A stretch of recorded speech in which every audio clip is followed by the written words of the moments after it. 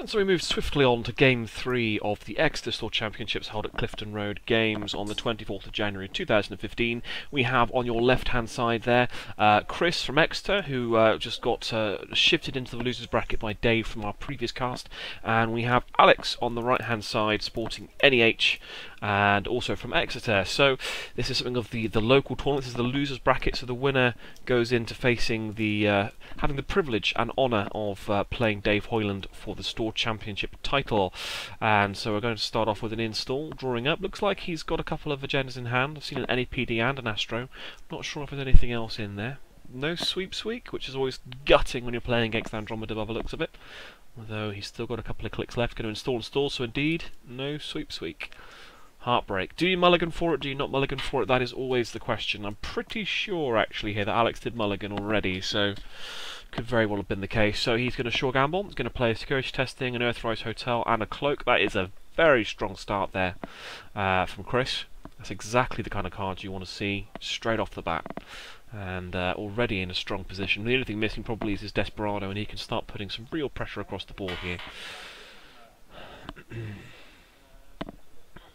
I think he's just taking money. Interesting. So he's just taking 3 credits. Chris will draw up with his 2 from Earthrise.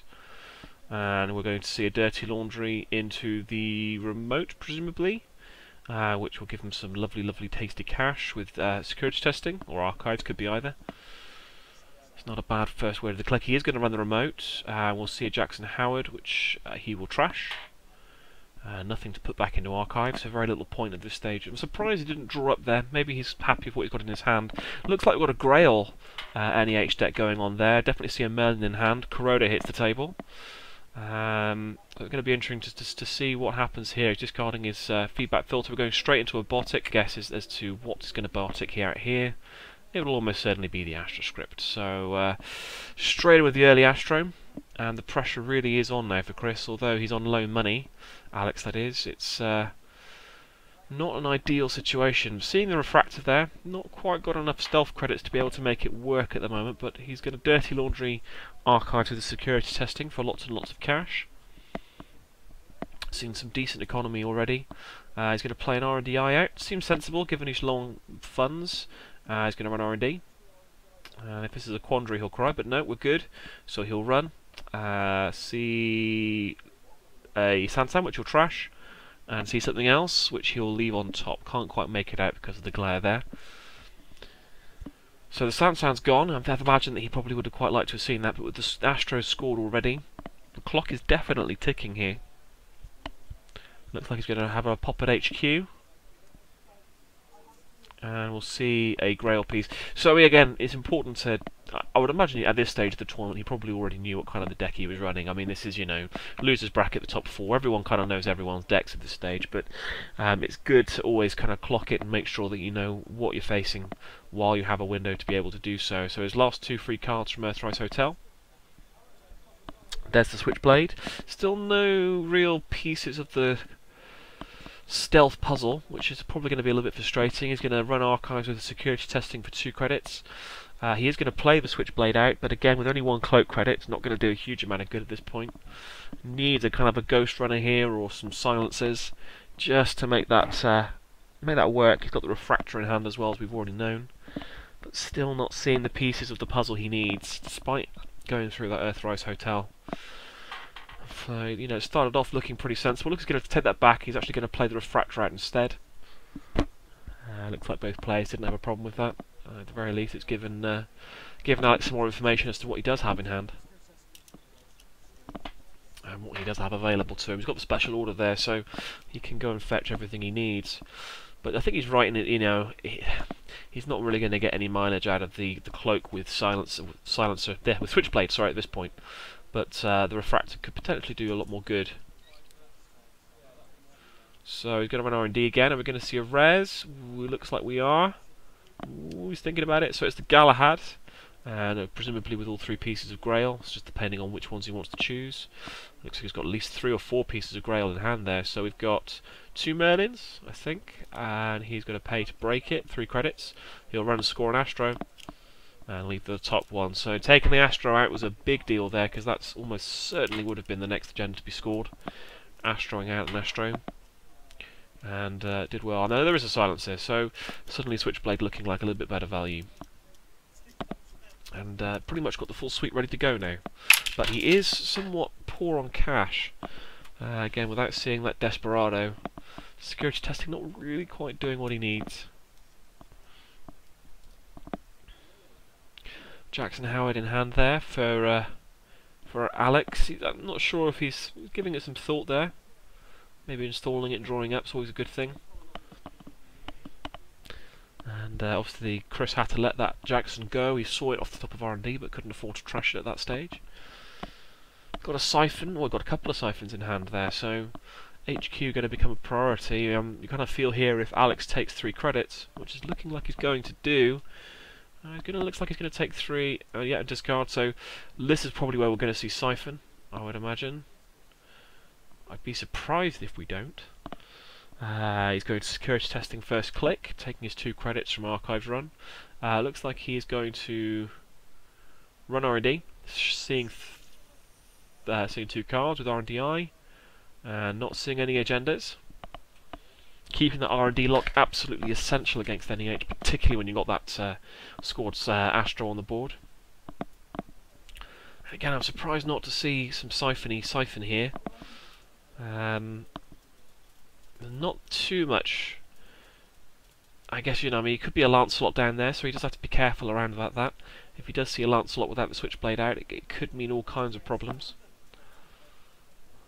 He's going to sweep, taking lots and lots of cash. Looks like he just took money there, I think. I'm not sure what the rest of his turn was spent doing.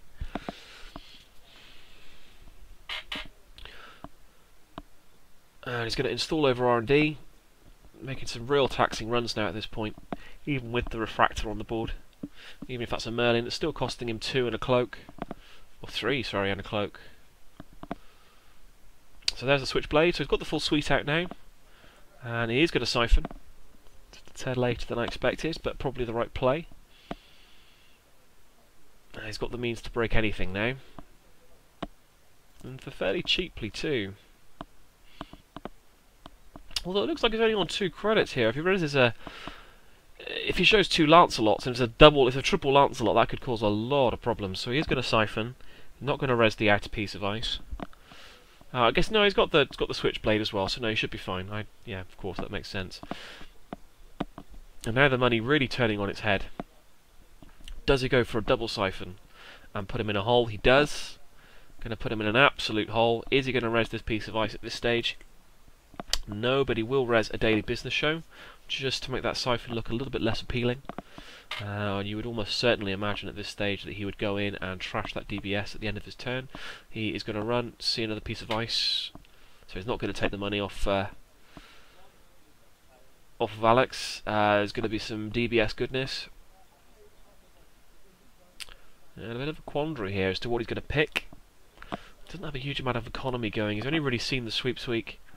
Not seen a lot of other economy, a lot of clicking for credits, and Alex having to play a little bit slower than you probably would ideally want there with NEH. Although he managed to get that early Astro scored, he's really suffering a huge tempo hit here, having to recover from the double siphon, even if only one of them hit. Looks like he's just going to take 3 credits and pass the turn, at which point Chris announces that he's going to run R&D. And it seems to make sense, so it's just going to be the 3 credits to get through the Galahad, obviously one with the cloak, which is fine. He's going to run a score and see Beal. Nothing on the second one. Is he going to go again? That's the question here. Looks like he's going to draw second click, sorry. Third click, he's going to play a cloak. I'm pretty sure he's over his memory limit here. Well over his memory. Yeah, he's got no Desperado out. This could be a misplay here. It's a possibility, so this shouldn't be legal, ladies and gentlemen. It's an illegal board state, but we'll let it slide for the time being. He's got no Desperado out, so he is actually at 5 memory at the moment, when he should be at 4. These mistakes do happen, particularly after a long day of tournaments. But I don't think the extra cloak really makes a huge deal of difference at this stage anyway. So truth be told, it's probably not changing the board position too much anyway at this point. And like I say, we all make these kind of mistakes. But Alex in a real hole here. He's going to draw up using his NEH ability. He's going to hedge fund, so he's finally seen some economy here. Certainly it's not been the easiest thing for him to find. Passing the turnover, drawing aggressively here, not sure what he's looking for. Looks like he's going to security test for 2. Presumably he's taking 2 rather than taking 3, because for a fictional desperado. He's going to run R&D. Is he going to res that Merlin there? Oh, Lancelot, sorry. He is. I'm not sure necessarily whether that's the right call. Again, it's just costing him the 2 recurring credits there to get through it completely, and then the money for the Galahad. He's getting free reign here in R&D, and Cloak really doing well to make this efficient. He's going to pass the turn, so he's going to DBS. Obviously he has to announce which card he's keeping. Important information when you've seen both cards, or indeed when you haven't. And I wonder what that face down is. He's still got that NAPD in hand from the start of the game. Still haven't clocked on that we've got 5 memory worth out here. Going to install drawing up. It's good to be able to break past it. He's got a sweep there. I'm not sure how many cards he's got in hand. Looks like 4. So he's going to play that sweep and take an additional 3. And he's going to res marked counts and put 3 on there. So he's starting to get his economy up, but at this point it may be a little bit too late. Even with that scored Astra script, he's having to slow down here, get back up to scratch. He's going to security testing and take 2, having drawn twice. And I'm guessing last click here, probably going to run R&D. Indeed, that's exactly what he does. Costing him the recurring credits. So it's effectively just going to cost him 2 to get through, which is very, very good. Just that 2 money he got for security testing, effectively. And are we going to see a Jackson Howard being triggered here? Looking at archives, I'm guessing that is a J Howard there on the board. It is, so it's going to go out of the board, and he's going to shuffle back in 3. And I'm guessing that some economy is going to go back in, possibly a Sansan. Although he's not got a huge... Oh, Botic makes sense. He's not got a huge amount of agendas to score in hand, that much we know. It looks like he's keeping that face down 1 out. Should still be in archives anyway. And 4 points to 2. Can he stop him from seeing those all-important agendas? That is the question.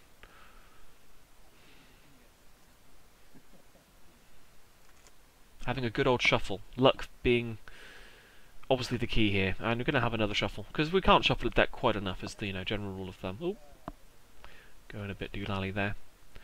So, can Alex keep him out? He's seen the... Oh my word. Okay, come on, chaps. I think we've covered it. Right, okay, nothing. Nothing, no agendas. All that shuffling was obviously worthwhile. Alex escapes. And the DBS is letting him get through that R&D lock potentially, but it's still not really getting him into a position here where he can reliably score. He's got to make it more taxing, but against that kind of a setup, that kind of a stealth setup, proving very, very difficult. He's going to hedge fund, so he's got lots of money now, but still no means of actually keeping him out of his centrals. And there we go. So it's going to be another piece of ice on R&D. Absolutely the right call at this stage. If he can keep him out of R&D, then suddenly everything looks very, very different, and the board state completely turns on its head. Looks like we're going to Dirty Laundry with security testing. Had the opportunity to trash that security testing. Not sure necessarily whether that would have been the right play or not. I think probably not. Another silencer going on the board, so lots and lots of money here to be... If this is another Lancelot, he's probably going to cry. It's not, it's a toll booth. Great play. So it's going to cost him a 3, and it's going to cost him a stealth credit and some money to get through. And he's going to use the rest of his stealth credits to break through the Lancelot and the Merlin. Not the Merlin, sorry, the Galahad. He'll run, and he'll see 2 cards. No agendas. And again, it didn't cost him much to get through, even with that toll booth. But the taxation finally starting to take its toll. If he can draw through this R&D lock, try and keep it locked down, keep it secure, he's in a great place here to be able to score out for the game. Maybe we'll see a change of play and a change in tactics here from Chris, looking to attack HQ heavily, but those Bartics have gone back in, and presumably we're just going to see... There's only 1 Astro left, so it is all to play for still, but he's going to have to maintain an R&D lock, I think, to stay in this game now at this point. Yeah, very dominant position, but it could quite easily change. Seeing a lot of ice here. And he's just questioning, I think, whether to make R&D that much more secure. It looks like he's actually going to stick it in front of HQ. Interesting. I'm not sure what was in front of HQ there. But he's just installing in front of HQ, trashing the old ice. Could have been a quandary or a wraparound, something that's not really going to be that taxing for him at this point, particularly not with 2 cloaks on the board. He's going to play a bank job. You've got to love bank job in an NEH heavy meta or an RP heavy meta, and he's going to take it for all it's worth. And really getting a huge boost to his economy there at the right point, and again able now to continue that R&D pressure. He's going to play another Earthrise Hotel. That looks like it could be trash bait. That's assuming, obviously, that Alex remembers there that he has still got the tags from Account Siphon. But I'd probably be looking to trash that. It's worth the cost at this stage with all the credits on. And all it's going to cost him is, 2 credits to get rid of 3 Earthrise Hotels counters seems very worthwhile. But it's all about whether you remember if he has the tags or not, and that is often the key. When you're not playing any kind of tag punishment, it's easy to forget. Looks like he's just going to score out of breaking news from hand, taking him to 3 points with a scored Astro.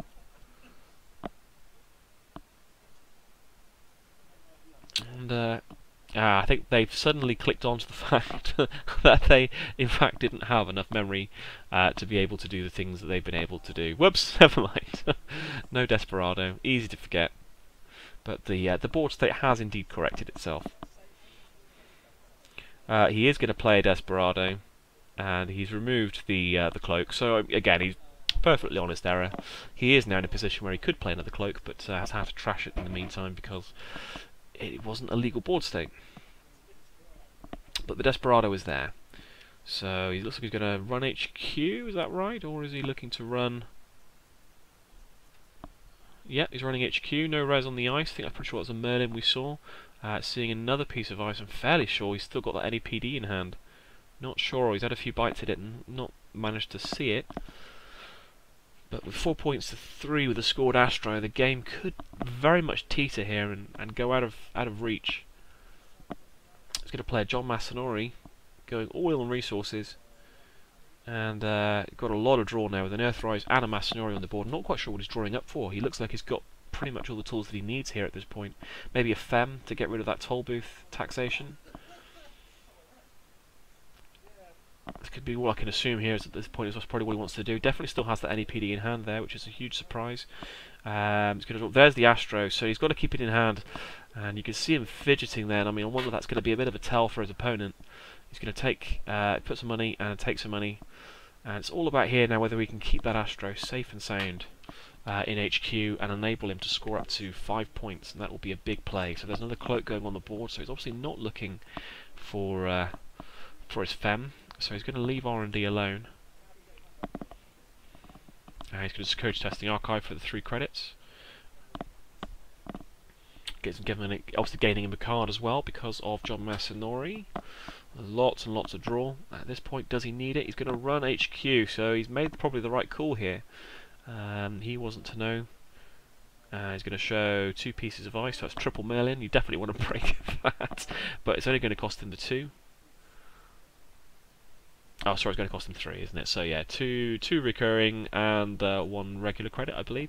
And it's all about the question is, can he pull that Astro out of hand? If he can't pull it out of hand, then you expect this game to go Alex's way. Oh, it's an NEPD, which he will steal. So that leaves him on 0 credits, but he's got the money there to be able to take the NEPD, taking him to 6 points. 6 points to 3. We know he's still got the Astro in hand, but now he's got no money to be able to score it. Oh no, he does. Sorry, I tell you, he's got the marked accounts and the pad campaign money, so I'm expecting him here to score out that Astro greedily. And you kind of have to hope here that on... Oh, he's looks like I've seen a Beal and a Biotic. The Biotic's not going to be any good, but does he want to take the Beal into hand? He does, so he's going to risk it. I think that's probably the right call for the win. I don't know. I'm not sure if I think I probably would have left the Beal at this point. R&D being a lot more secure than R&D at this stage. R&D being a lot more secure than HQ at this stage. Probably the agendas are going to be safer there. He's got to score the Astro out at this point because, 2 cards out of 5 being agendas for the win is not really what you want. He's got the money to be able to do it. Got to do it. He's got to do it. Got to score the Astro here. No, you don't want to res the Jackson, you just want to score the Astro. Crumbs, I'm surprised. Okay, there we go. So he's going to install. And seeing another card, not sure what it is. And he is, in fact, going to do Astro and Astro. And again, if he hadn't done that, I would have been very, very surprised. It's the right call. So it's 5 points to 6 with a scored Astro on the board. We know he's got that agenda in hand. And he'll be able to win the game next turn by scoring out the Beal with the Astro. And obviously 2 recurring credits from the pad campaign and the marked counts. So Chris has to win here. He has to take that agenda out of HQ. If he doesn't, it's game over. And it all comes down to this turn. So triple Merlin again, so he has to break. He might not want to break all of it, he might just want to break. And I think that's what he's contemplating here. How many times does he actually want to go through onto HQ? I'm surprised to see him use both cloaks there. And he has to pull that deal out of hand. Will he be able to do it? Oh, it's an NEPD, so I think he's got 2 agendas there in hand. He hasn't got the money to be able to go in and score it. So there's 2 agendas, an NEPD and a Beal. And this is real crunch time now. I think he's got 2 clicks left, I think. He's going to shut down the toll booth. Oh, interesting play. So he's going to go on all in or nothing on R&D here. Hopes he sees the final agenda he needs to win the game. Because again, if he doesn't, it's all over. And Alex will take the win. So he is going to, in fact, do that. He's going to go through on R&D. He's going to have to pay the money to get through it. Will he get any joy out of R&D? And this is the point. He's going to take some net damage for the privilege. I think he knows this is kind of an all-or-nothing gambit at this point, and there's not really a lot of point in keeping those cards in hand. Sees 1, sees 2, no agendas, and one has to assume that is almost certainly the game. There it is, the Beal out for the win. Alex takes the victory and has the privilege now of going through and playing Dave Hoyland in the final, coverage of which we'll be bringing you shortly. But an interesting game, and you know, Alex, fair play to him, and good credit there for coming back from a very difficult position. R&D was leaking agendas like no one business, and did very well to recover from that. So that is our penultimate game. We hope you join us for the final coming up shortly. See you then.